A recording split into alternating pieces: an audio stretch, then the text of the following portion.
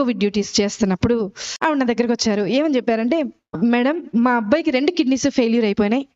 ఆ 2 కిడ్నీస్ ఈ ట్రీట్మెంట్కి ఎక్కడికి వెళ్ళినా సరే అందరూ కోవిడ్ ట్రీట్మెంటే చేస్తున్నారు, కానీ మా అబ్బాయి ట్రీట్మెంట్ చేయట్లేదు. మరి ఏదో ఒక విధంగా మీరు కొంచెం సిఫార్సు చేస్తే, మీ పై అధికారికి సిఫార్సు చేస్తే మా అబ్బాయిని అడ్మిట్ చేసుకుని, బెడ్స్ ఖాళీ లేవు. 2 కిడ్నీస్ ఫెయిల్యూర్ అయిపోయిన పేషెంట్ని అడ్మిట్ చేసుకుని అక్కడ పెట్టుకుని ఎలా చేస్తారు? చేయలేని పరిస్థితి. నేను అంటాను, ఒకసారి డాక్టర్ గారిని అడిగి చూస్తానమ్మా అన్న. డాక్టర్ గారిని అడిగితే డాక్టర్ గారు అన్నారు, 2 కిడ్నీల ట్రీట్మెంట్ ప్రస్తుతానికి మనం స్టార్ట్ చేయాలి అని అన్న, బేసిక్గా ఒక రోజుకి 24 గంటలకి 1.5 లక్షల రూపాయలు అవుతాయి. కార్పొరేట్ హాస్పిటల్ అది. మరి వాళ్ళు కడతారా? నేను ఆవిడ దగ్గరికి వచ్చి అడిగాను. ఆవిడ ఈ బైబిల్ చూపించి అందే, అమ్మా నాకు వెనక ముందు ఎవ్వరు లేరు, నా దేవుడే నా దిక్కు, నేను ఎక్కడికి వెళ్ళి వెతకలేను, అడగలేను, దేవుడిని పట్టుకుని చెప్తున్నానమ్మా, 24 గంటల టైం ఇవ్వు, రేపటి లోపల కట్టేస్తాను. మీరు ఎక్కడైనా చూసారా హాస్పిటల్లో డబ్బులు కట్టకుండా ముందు జాయిన్ చేసుకున్న వాళ్ళు ఎవరైనా చూసారా? ఆవిడ రిక్వెస్ట్ మేరకు పై డాక్టర్తో రిక్వెస్ట్ చేస్తే జాయిన్ చేసుకున్నాం. సరే, ట్రీట్మెంట్ జరుగుతూ ఉంది. చూస్తూ ఉన్నా, మొదటి గంట చూసా, ఆవిడ ఏం చేస్తుంది, ఎవరికైనా మెసేజ్లు పెడుతుందా, ఎవరికన్నా వాట్సాప్లో మెసేజ్ పెట్టి డబ్బులు ఏమన్నా డొనేషన్ లాగా గ్యాదర్ చేస్తేమో. మధ్యాహ్నం 11:30కు ఆ సమయంలో అడ్మిట్ చేశాం. 12:30 అవ్వింది. అందరినీ అడిగా, ఆవిడ ఉన్నారు కదా, ఆవిడ ఏం తిన్నారో ఒకసారి అడుగుతారంటే మా నర్సులు అందరూ అన్నారు, మేడం ఆవిడ మోకరించింది, ప్రార్థన చేస్తుంది, అసలు మేము వెళ్తున్నా పక్కకి తప్పుకోవట్లేదు మేడం, మేము అలాగే ట్రీట్మెంట్ చేసి వచ్చేస్తున్నాం అన్నారు. సరే, ఆవిడని డిస్టర్బ్ చేయదు. మధ్యాహ్నం 1:30 అయింది, చూశాను ప్రార్థన చేస్తుంది. సాయంత్రం 4:30 అయింది, చూశాను ప్రార్థన చేస్తుంది.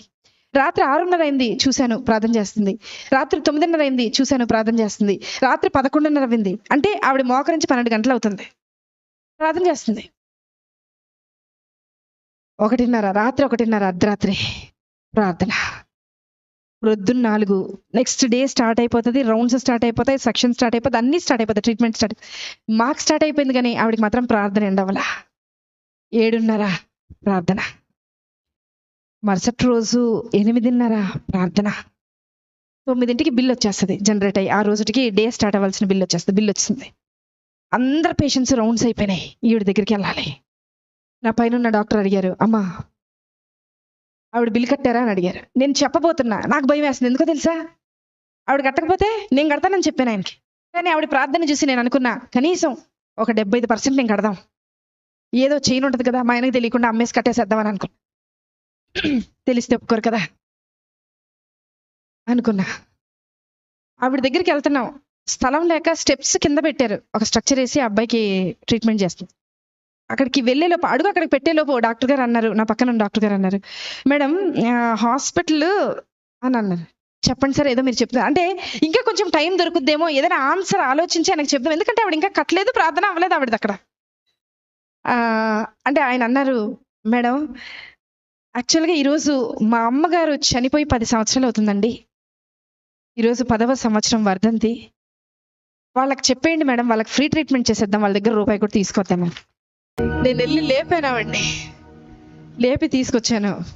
బిల్లు కట్టక్కర్లేదు నువ్వు అన్నా. నాకు తెలుసు మేడం, నా భర్త వదిలేసి వెళ్ళిపోయినా, నా బిడ్డ నా చెయ్యి దాటిపోయినా, నన్ను ఈ లోకంలోకి తీసుకొచ్చిన యేసయ్య నా చెయ్యి విడిచిపెట్టడం. ఒక మాట చెప్పనా, ఆవిడ సెటప్ బాగాలేదండి, చీర మొత్తం చినిగిపోయింది, బ్లౌజ్ చినిగిపోయింది, జుట్టు సరిగా దవ్వలేదు. నేనన్నా, నీ బయట గెటప్ బాగోలేదు, కానీ నీ లోపల సెటప్ విశ్వాసం మాత్రం చాలా బాగుంది. మాకు నన్ను కూడా కలుపుకున్నా, మీతో పాటు నన్ను కూడా కలుపుకున్నా, మాకు గెటప్పులు బాగున్నాయి, పనికి రాని గెటప్పులు ఇవి, కానీ లోపల సెటప్ లేదు. బయకి గెటప్ ఏ ఉపయోగం? ఎక్కడ ఎత్తుకుతున్నారు ఈరోజు? వద్దాం ఏసై దగ్గరికి, వద్దాం ఏసై దగ్గర ఎత్తుకుతాం, ఏసై దగ్గర వెతుకుతాం. ఆవిడలాగా 24 గంటల ప్రార్థన నేను ప్రారంభించమని చెప్పట్లా, ఆవిడలాగా 10 గంటలు చేయమని చెప్పట్లా. విసుకక్క ఆయన సన్నిధిని వెతుకుతూ ఉందాం, విసుకక్క వెతుకుతాం, మళ్ళీ మళ్ళీ వెతుకుతాం. ఖచ్చితంగా నిశ్చయముగా ఆయన నీ పక్షాన కార్యము జరిగించునుగాక. ఆమేన్.